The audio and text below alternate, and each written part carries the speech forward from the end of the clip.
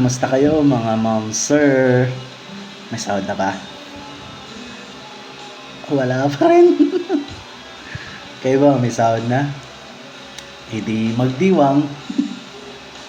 Kung may sahod na kayo, baka naman. Hindi, comment lang kayo. Comment lang kayo sa baba. Baka naman. Alam niyo yung update ngayon? Balita. Kwento ko lang. Meron ako nabasa about increase. Kaya sa lahat ng mga workers dyan, mga nasa private sectors, magdiwang kasi mukhang may good news tayo. Okay, 200 pesos na increase para sa daily wage natin. Ngayon, anong klaseng yan? Batas ba yan o bill pa lang? Pag sinabi kasi natin yung bill, pa lang yon, hindi talaga batas pa yon. So nasa proseso pa yon. Kung mahilig kayo magbasa or mag-search, tingnan nyo yung House Bill number 11376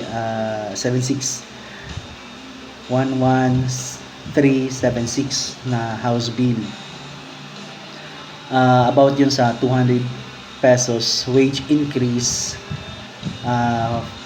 para sa daily wage natin. Daily wage So kung ang minimum natin ngayon ay 645, magdagdag lang ng 200 pesos. Kaya magiging 845 na. 845 pesos ang daily wage. Minimum yon. Increase. By the way, yung 645 na yan, para yan dito sa NCR. Sa ibang mga probinsya, may mga provincial rates din yan. So, magkaiba kasi.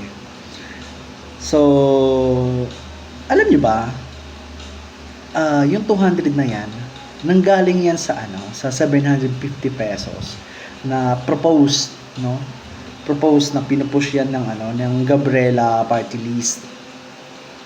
Kaya kay Representative Arlene Rosas, pagkakabasa ko doon, pagkakalala ko, from 750 pesos naging 200 pesos na lang.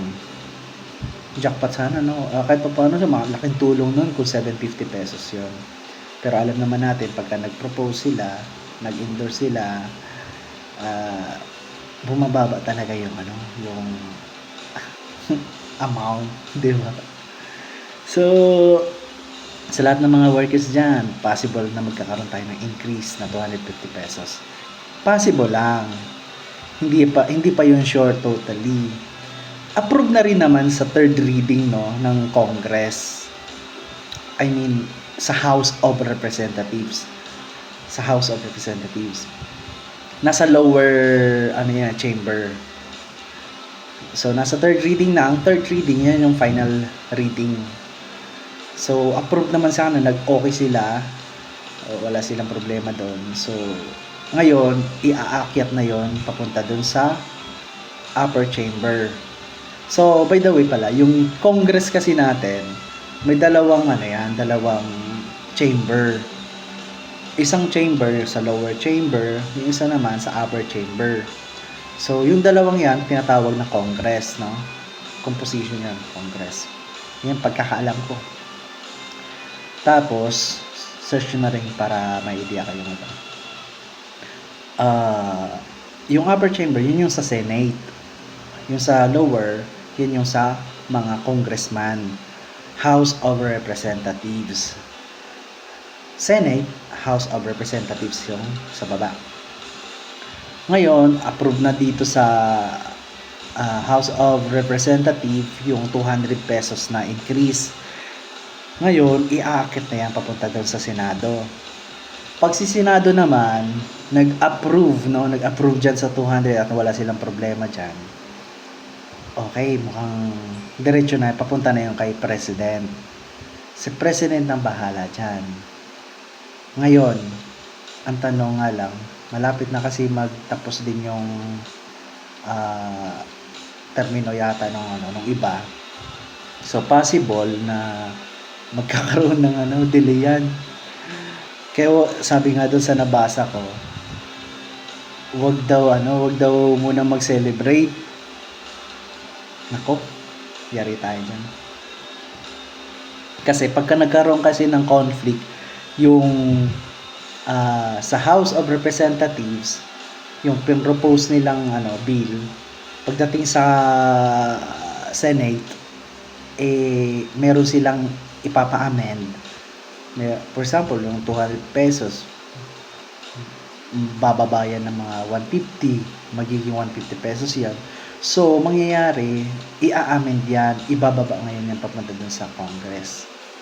Sa House of Representatives. Kapag ganyan, kailangan kasi mag-reconcile si House of Representatives at saka yung Senate. Dapat pareho yung version na gusto niya magpang-abot sila. Or pareho sila talaga. Mas maganda sana kung okay sa kanila yung 200 pesos. Kaya no problem na tayo dyan. Para kung sakali, pag ipipresent na yan kay President, si President kasi ang final steps dyan eh. Ang final step, siya ang magsasign. Pag na-sign na yan, ipapublic na yan, ipapublicize na yan. Basta yun, papublish. Publicize. Basta yun. Ipapublish na yan. Doon pa lang mangyayari na magiging batas yan. Diba? So, ngayon, good news yun kasi approved na sa House of Representatives. Sa Senate na naman. Sana nga lang mabilis, no? And then, aprobahan din ni President. Pag hindi na-aprobahan ni President yan, i-veto niya. Pag sinabing i-veto, hindi niya tatanggapin.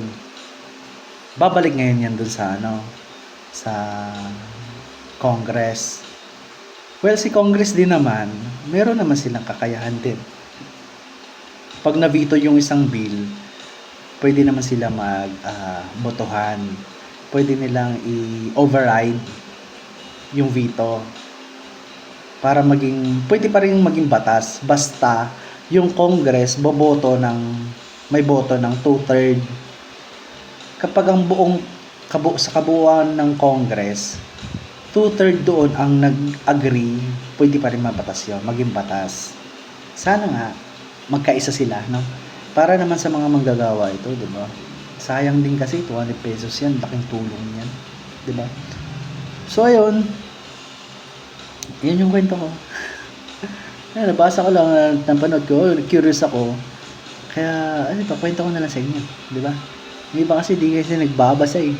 Di rin gaano mahilig manood ng balita. Mas nanonood sa social media. So ito na lang, kwento ko na lang sa inyo. Para kahit paano, di ba, may konting kaalaman tayo konti sa balita, di ba?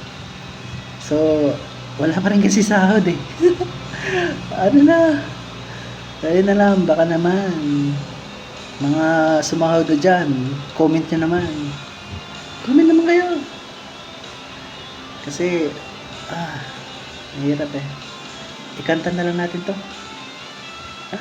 kanta na lang natin, diba? Ito, pinapakinggan ko to eh.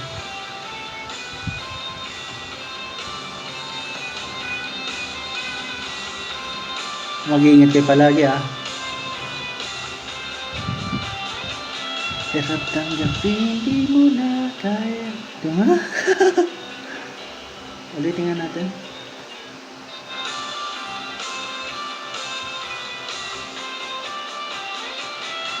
Tanggapin, di mo na ako kailangan. Sana na may nilabanan mo. Anong nangyari Kape. Ay, gatas pala.